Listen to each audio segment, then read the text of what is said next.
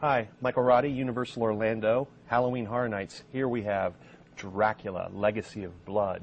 Again, we have this wonderful opening statement that's suggestive of Dracula's Gothic castle. But we also went back, instead of the Bela Lugosi film of 1931, we went back to the original source material of what Vlad the Impaler actually did to his victims. What Vlad the Impaler, Dracula's based on an actual character, would do is he would take his enemies and spike them. And spiking is actually a terrible way to die because you don't die immediately. You suffer on these pikes for hours and hours and hours. And what he would do is he would sit in a chair very much like this amongst all of his enemies and watch them and hear them as they died. So we'll actually have Dracula here out amongst the enemies that are dying and suffering, enjoying a goblet of blood, because he would also drink the blood of his enemies.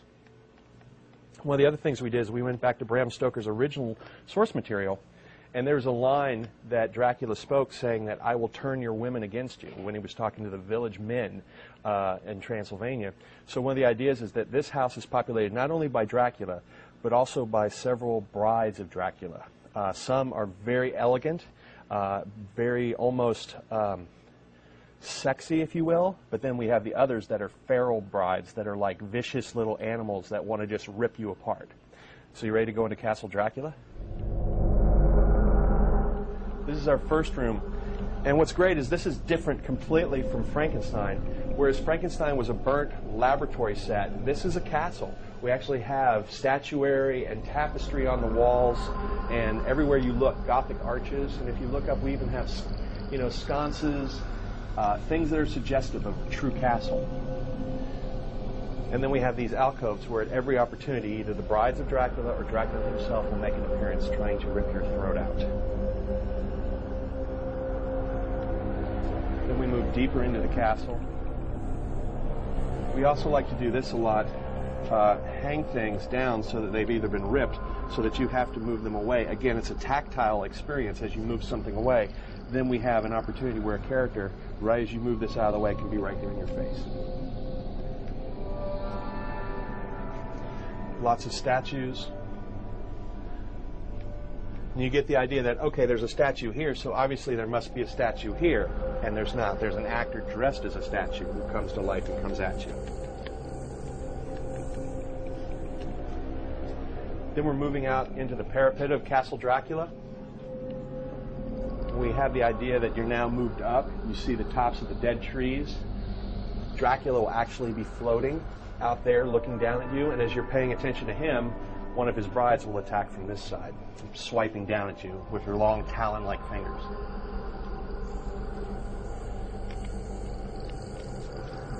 Again, moving into those dark hallways and Gothic arches, you feel like you're in a castle.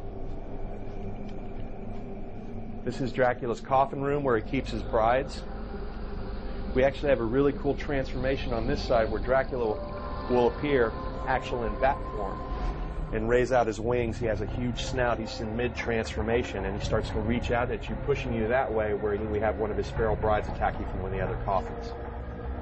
And then also for good distraction, we have air rams and things in these that actually move these. Get the idea that there's something trying to get out.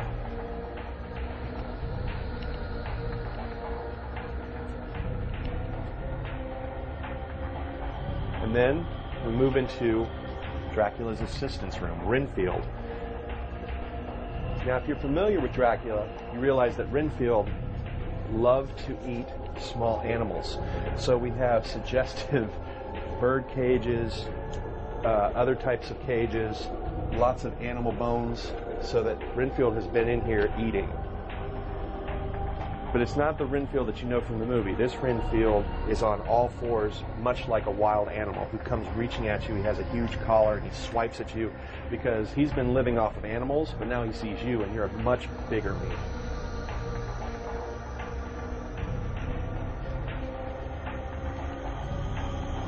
Then we move into Dracula's bride's portrait hallway. All of the women that Dracula has turned over the centuries. And as you're paying attention to that, we have all of these alcoves where Dracula or his bride can appear. But if you actually come across these, and as you're looking, you see that they change.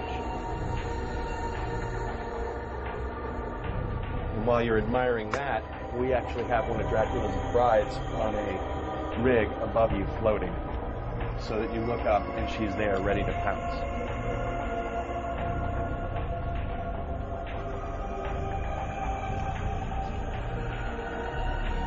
But each one of these portraits, as you move past it, they turn into a vampire. More opportunities for vampires, either his brides or Dracula himself, to appear.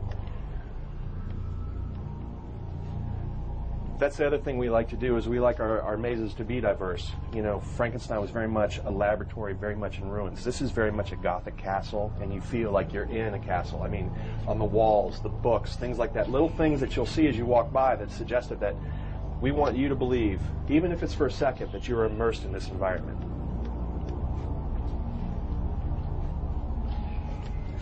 Then we move into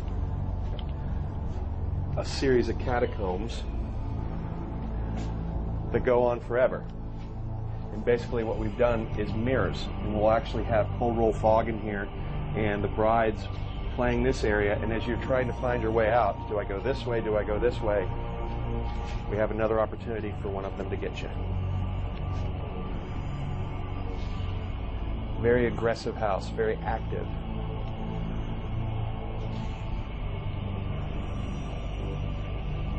Then we go deeper into the castle. And then this is actually where all of the rest of Dracula's victims have died. Each side you see these skeletal remains in these broken coffins. And you get the idea, okay, they're all skeletons. Here's another skeleton. But then if you turn on this other side, looking to see a skeleton, there's nothing there. Because what we're going to put here is Dracula himself jumping out at you.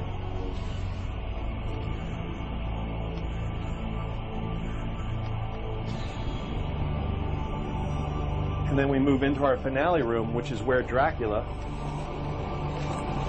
takes the victims that he wants to feed and places the remnants on this huge press, if you will.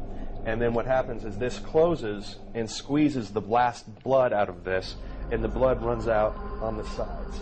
So that it's good to the last drop, I guess, is the best way to describe it. So that's Dracula, Legacy of Blood. Hope to see you at Halloween Horror Nights 2009, where we promise to scare you. You're probably wondering where you are. I'll tell you where you might be. You might be in the room that you die in.